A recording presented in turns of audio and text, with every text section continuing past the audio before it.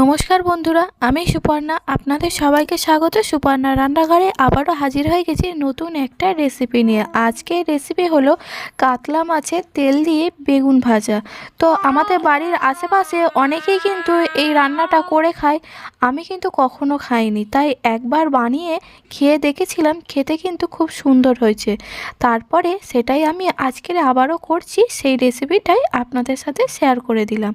তো বন্ধুরা, অনেকেই ঘেন্না করেন কাতলা মাছের তেল বা যে কোনো অন্যান্য মাছের তেল খেতে, কিন্তু এইভাবে একবার বেগুন ভাজা বানিয়ে খেয়ে দেখবেন, খেতে কিন্তু খারাপ লাগে না।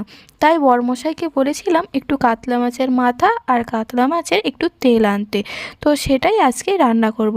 আর কাতলা মাছের মাথার তরকারিটা ছোট আলু দিয়ে আমি কিন্তু রান্নাটা করে নিয়েছি, আর সেই রেসিপিটা কিন্তু চ্যানেলে দেওয়া আছে, আপনারা অবশ্যই দেখে নেবেন।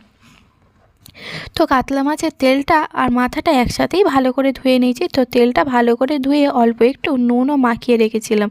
আর ভাজার জন্য যেহেতু বেগুন দিয়ে করব, সেহেতু বেগুন তো লাগবেই, সাথে কিন্তু আমি পেঁয়াজ কুচিও নিয়েছি আর অল্প একটু কাঁচা লঙ্কাও নিয়েছি। তো খুব সহজেই এই রেসিপিটা হয়ে যাবে, আর গরম ভাতের সাথে খেতে কিন্তু খুবই ভালো লাগে। আর এক আধ দিন একটু তেল খেলে স্বাস্থ্যের কোনো ক্ষতিও হবে না।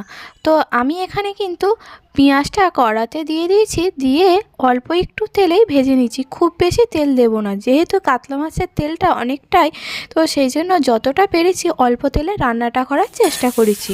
তো আমি পেঁয়াজটা লাল করে ভেজে নেওয়ার পর তারপরে আমি কিন্তু এখানে কাঁচা লঙ্কা কুচিও দিয়ে দিয়েছিলাম। কাঁচা লঙ্কা কুচিটা দিয়ে কিছুক্ষণ নাড়াচাড়া করার পর বেগুনটাও দিয়ে দিলাম।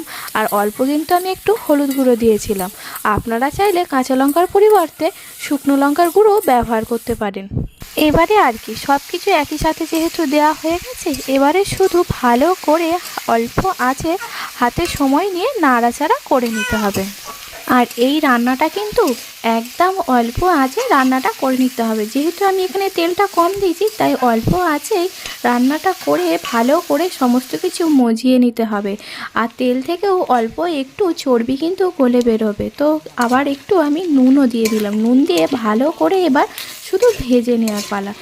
এইভাবে ভাজতে ভাজতেই যখন দেখবেন বেগুনটা গলে গেছে আর কালারটাও মাছের তেলের চেঞ্জ হয়ে গেছে, তখনই কিন্তু নামিয়ে নিতে হবে। আর হ্যাঁ, মাছের তেলটা কিন্তু যেন পিত্তটা না গলে যায়।